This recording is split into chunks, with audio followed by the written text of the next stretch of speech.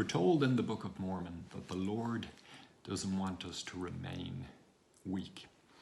We're told in Ether 12:27, "And if men come unto me, I will show unto them their weakness. I give unto men weakness, that they may be humble. And my grace is sufficient for all men that humble themselves before me. For if they humble themselves before me, and have faith in me, then will I make weak things become strong unto them." I love this idea that when we come unto Christ, when we approach him through obedience, through sincere desire, he will reveal our weaknesses unto us. Now, the purpose of him revealing that weakness isn't to permanently keep us down or to scold us. It isn't to deny us salvation. It is to teach us, to help us to become better. He gives us weakness that we might be humble, dependent on him, and not arrogant, and not just rely on our own resources.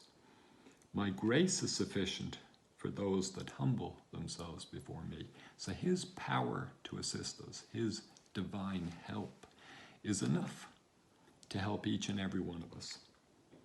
If they humble themselves before me and have faith in me, then will I make weak things become strong unto them. That's a powerful idea.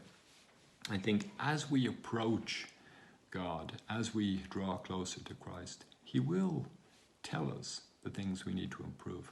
Like he did with the rich young ruler, where he said, "That's great that you've kept all the commandments. One thing thou lackest."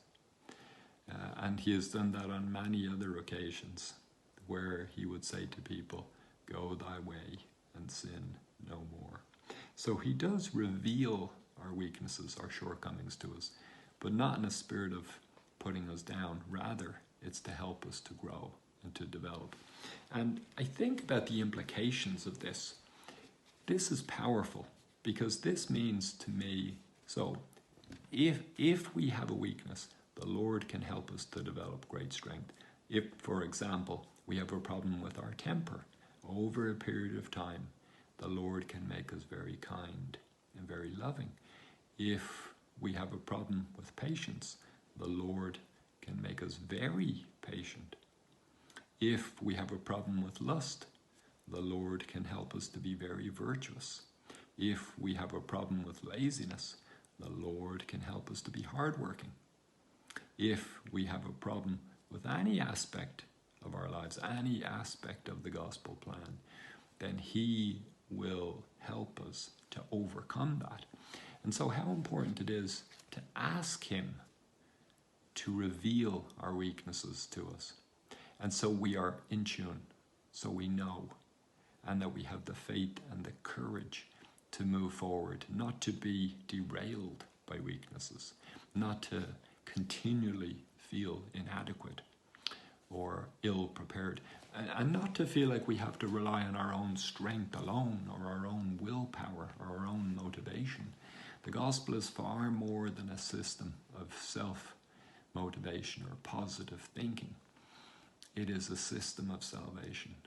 Christ is powerful. He's mighty to save. And whatever our weaknesses are, we can come unto him. And through faith in him, we can gain strength. We can gain knowledge and understanding. And specifically, we can overcome all the fears and inadequacies and the weaknesses of our life. So my encouragement would be, what is your weaknesses? Ask yourself, ask the Lord, what are those things that hold you back? And me, what holds me back? And I've done that, and the Lord has revealed those things to me. And I seek to improve myself by overcoming those weaknesses, and specifically by becoming strong, to become so that those weaknesses no longer afflict me or torment me, but I can rise in righteousness and be strong in the very areas where I was once weak. This happened to Saul, who became Paul.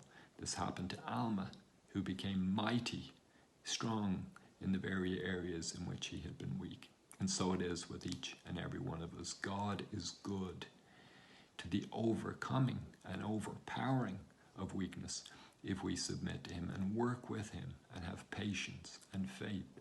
It may take time, it may take effort, in certain cases many years, but it's worth it as we persist in righteousness.